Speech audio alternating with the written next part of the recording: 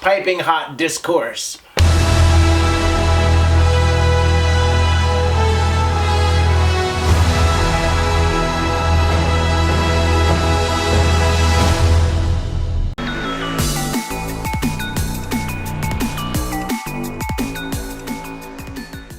Hey everyone, it's your boy Jay Rich. I'm here with Mike Reyes, senior movie contributor from CinemaBlend.com. and we are going to talk about Star Wars: The Rise of Skywalker. Showbiz! Quick 5 to 10 second thought of the movie. Massively disappointing fan service that completely disregards canon in the universe up until this point. I think it's entertaining. This is going to be the movie that separates the fan base. You mean it's not already? Now, listen. It's going to be based on those who liked Last Jedi and those who did not. Yeah, no, I totally agree. That is what's going to separate. Well, because this was a huge course correction from what we got from that film. Right. I think this is the least visually appealing Star Wars movie. I think the color palette on this thing is totally washed out. Like, It was gray. There's a lot of gray and blue. There's parts that I have to go see this again in 3D on Thursday night, and I'm kind of dreading it because there's so much darkness in this movie. And, like, even in a 2D, like, RPX screening, it was, like, dark. Like, really dark. Yeah. So it's going to be even worse to try and watch it through 3D glasses. Now, I thought the set designs were awesome. I honestly like the locations.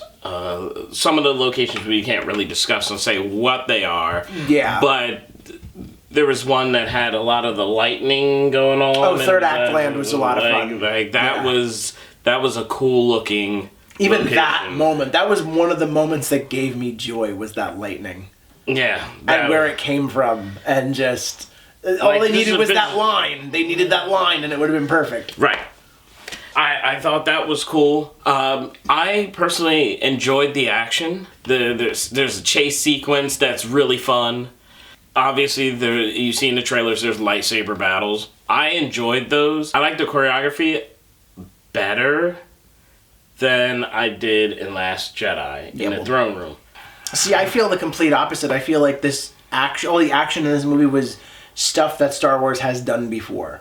It really felt like greatest hits, lightsaber battles, and like everything just felt that nothing felt new or fresh when it came to the space battling or the lightsaber battling or even like the laser pistols. This just felt like it felt like it was going through the motions of the playbook. Like, the one thing that I will give them is the hyperspace skipping. You can tell they went online and read all the complaints and all the reviews and tried to fix all the different issues. This movie is directly influenced by the discourse and fan Twitter, and that's part of the problem I have with it, is I felt like they wanted to course correct, but they just went so far in the other direction that it was joyless. And the whole Leia thing was kind of very distracting for me in this movie, just because they were they were shooting around a lot of stuff that they had with her already existing from Force Awakens. Right. And that's due to her untimely passing. Yes. The good and bad thing of Star Wars Rise of Skywalker is they do introduce new characters that are interesting and that are exciting. Like, you've got Kerry Russell's Zori Bliss. You've got Richard E. Grant's Allegiant General Pride.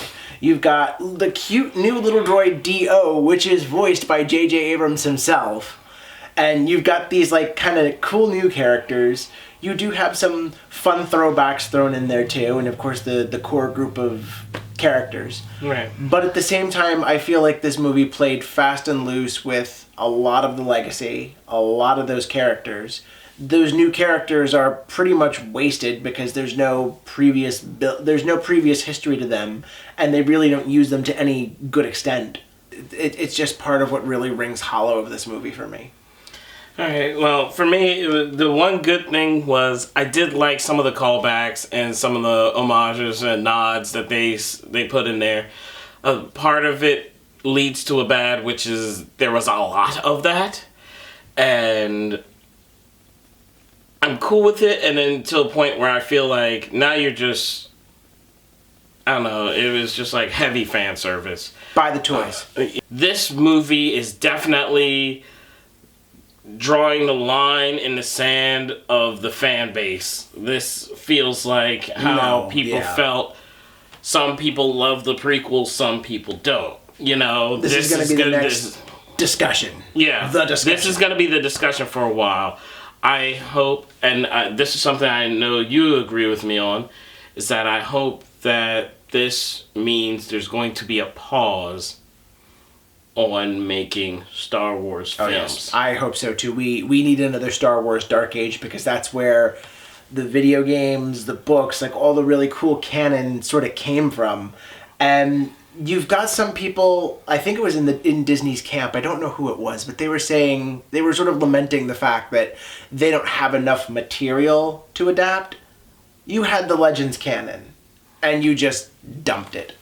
Right. Plenty of material. But and now this creates a whole nother, like, if you watch the movie closely, you can see that they're opening up for other stuff. Now, if they do a set of movies, maybe they should do shows on Disney Plus where it's, you know, other sagas and stories outside of, now let's get rid of that whole Skywalker stuff. There's no more of that.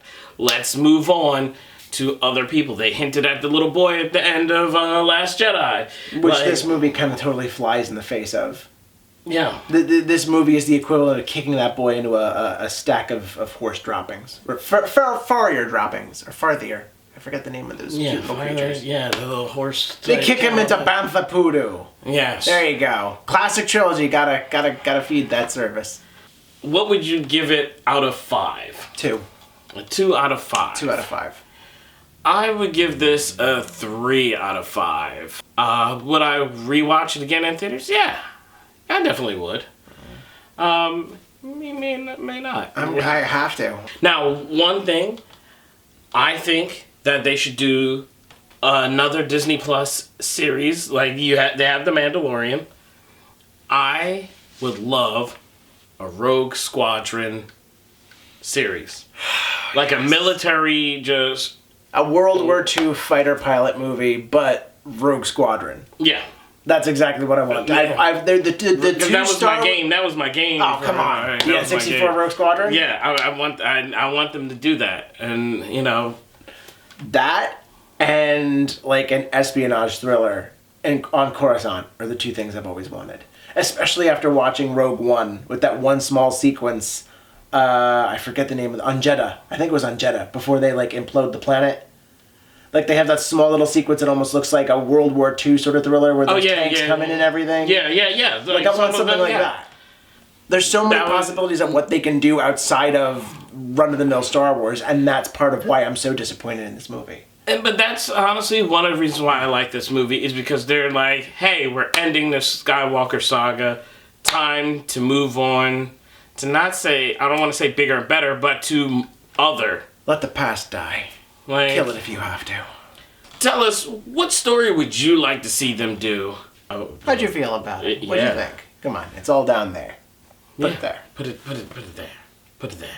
Hit the subscribe button. Yeah, hit the like button too. Yeah, and share it, you know? Share this with people. Yeah. Discourse must be fed. Cinema!